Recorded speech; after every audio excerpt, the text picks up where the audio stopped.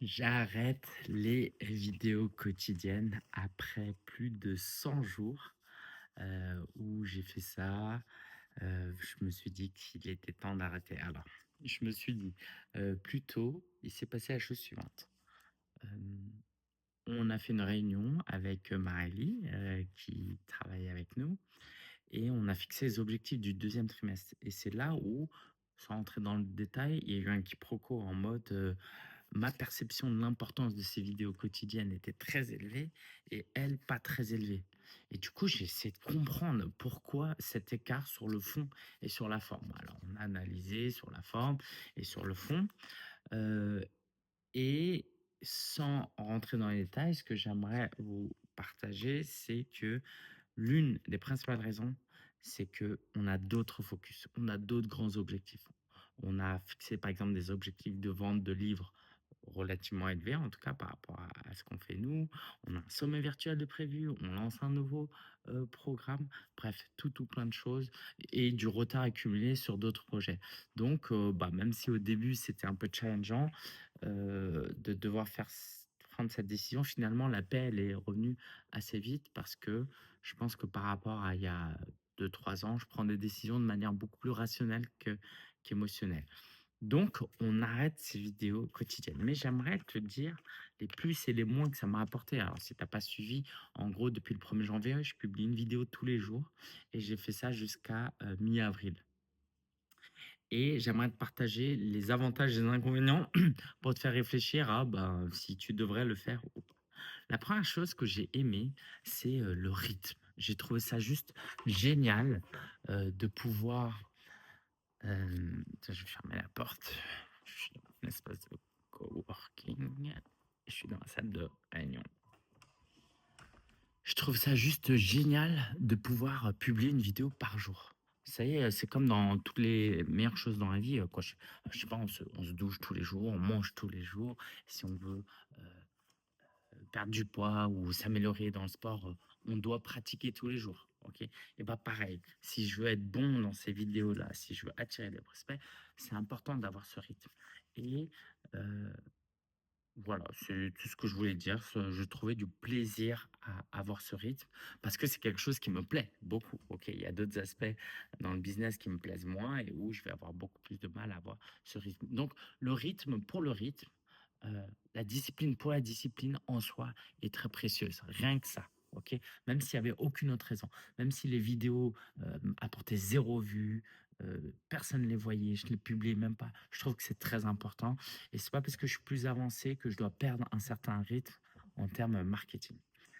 Hem, Par contre, ce que je te disais, c'est qu'on a d'autres focus et quelquefois, ces vidéos peuvent prendre du temps et de l'énergie sur les autres focus. Là, pendant que je fais ça, en fait, il y a des tâches, en retard que je ne fais pas, en fait. Donc ça, c'est une réalité aussi. En toute honnêteté, tu te poses peut-être ces questions-là, mais c'est est-ce que ça m'a apporté d'un point de vue business? Parce que si ces vidéos quotidiennes m'apportaient des millions d'euros, est-ce que j'arrêterais vraiment? Non. En toute honnêteté, heu, ça m'a pas tellement apporté sur le court terme. Mais c'est aussi ce que j'enseigne aux clients. Les vidéos YouTube, c'est un actif et comme tout actif, ça se valorise avec le temps, OK? C'est comme, acheter un bien immobilier, ça va pas te rendre riche, en fait, OK? Au contraire, au début, tu t'endettes pour acheter ce bien avant de le mettre en location, par exemple. Donc, ça, j'en suis conscient. Et donc voilà, en toute honnêteté, les stats ont été mauvaises et les stats n'étaient pas au rendez-vous et je vais t'expliquer pourquoi. Mais je garde en tête que sur le long terme, ça va m'apporter des vues et des clients. Ça, c'est ce que j'ai envie de te dire. Alors, quand je te dis que les stats étaient, mauvais, le problème des stats, c'est que derrière, on peut oublier les personnes qu'il y a derrière. Hem, Par exemple, là, concrètement, tu es un être humain que je regarde et quand je vais voir qu'il y a que 50 vues, je vais dire: «La vidéo, elle a pas marché». Mais non, en fait, toi, peut-être, ça change quelque chose de très important dans ta vie et paradoxalement, j'ai pas eu beaucoup de vues, mais j'ai eu pas mal de commentaires. Du coup, je vous salue. J'ai pas pris le temps de répondre à tout le monde, mais c'était chouette et donc de pouvoir contribuer, même si, et ça qui est dur dans la vie d'un entrepreneur et ça qui est fun aussi, c'est que Oui, j'ai contribué, mais j'ai d'autres actions avec le même temps et énergie qui peuvent me permettre de contribuer beaucoup plus.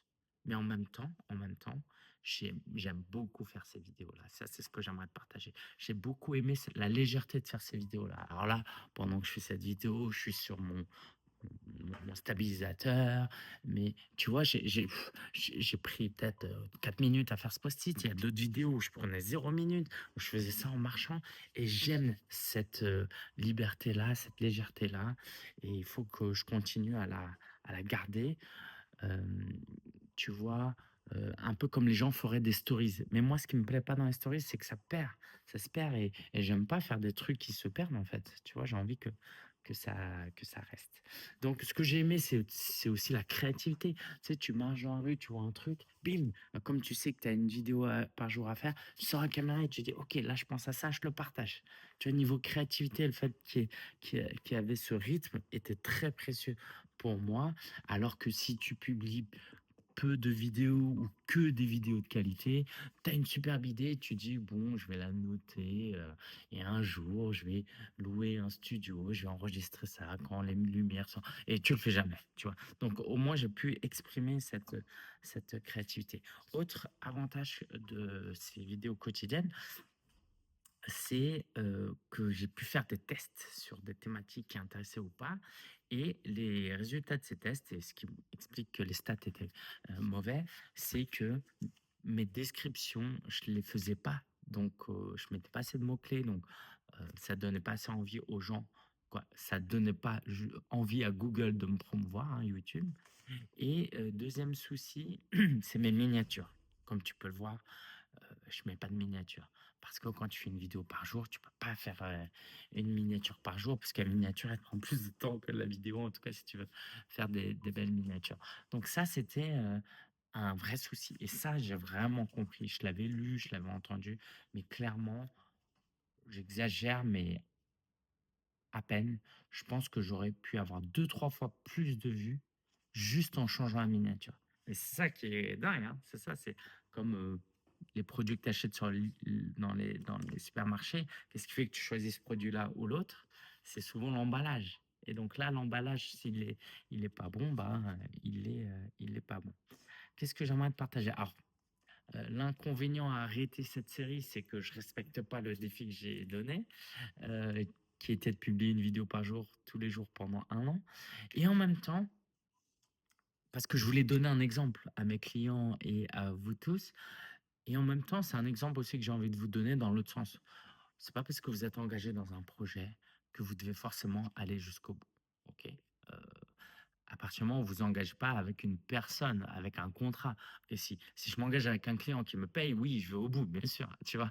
Mais là, c'est OK et en tant qu'entrepreneur, vous avez besoin de tester. Parce que si à chaque fois vous dites: «Oh, OK, je m'engage que sur des trucs où je vais jusqu'au bout», et ben, c'est comme ça qu'on fait rien, en fait. Donc non, j'ai envie de vous donner, cette liberté-là. Qu'est-ce que j'ai, écrit là? Oui, alors c'était quand même une contrainte, hein. OK, c'était cool, mais c'était quand même une contrainte. J'ai commencé à le sentir là, en fait, pendant les vacances. J'avais pas planifié les vidéos pendant les vacances et j'étais en train de faire des vidéos le premier jour des vacances et là, je me suis dit: «Non, c'est pas bon, les vacances, c'est les vacances». Notre philosophie, c'est work hard, play hard. Quand tu bosses, tu bosses et quand, tu es en loisir, tu es en loisir. Donc ça m'a aussi, aidé. Même si j'aimais ça, ça restait quand même quelque chose d'assez contraignant. Est-ce que j'ai tout partagé? Ouais, je pense que j'ai tout partagé. J'espère en tout cas que ces vidéos t'ont plu. Alors, pour la suite, en toute honnêteté, je sais pas. Ce qui est sûr, c'est que les vlogs vont rester, heu, de manière hebdomadaire. Tous les samedis, tu auras un vlog, sauf exception, il y a quelques semaines, mais tu auras toujours un vlog le samedi parce que c'est quelque chose qui me tient trop à cœur. L'authenticité, te partager les coulisses de mon business, les hauts et les bas, ça pour moi, c'est l'une des meilleures manières d'apprendre que j'aime moi et j'ose penser que ça peut l'être aussi pour toi. Euh, Là où c'est difficile, c'est que j'aimerais idéalement faire des vidéos dans un studio avec un micro, des super lumières, etc., etc. Mais soit c'est un gros investissement financier, ou en tout cas c'est ma perception, parce que finalement, j'investis de l'argent dans d'autres choses. Soit c'est trop contraignant, soit c'est pas assez naturel, je sais pas. Je n'ai pas encore trouvé la réponse, mais en tout cas, le f l'avantage d'avoir fait ces 110 jours, c'est que j'ai pu tester pas mal de choses, de recycler notamment du contenu et ça, c'est l'une des choses les plus importantes.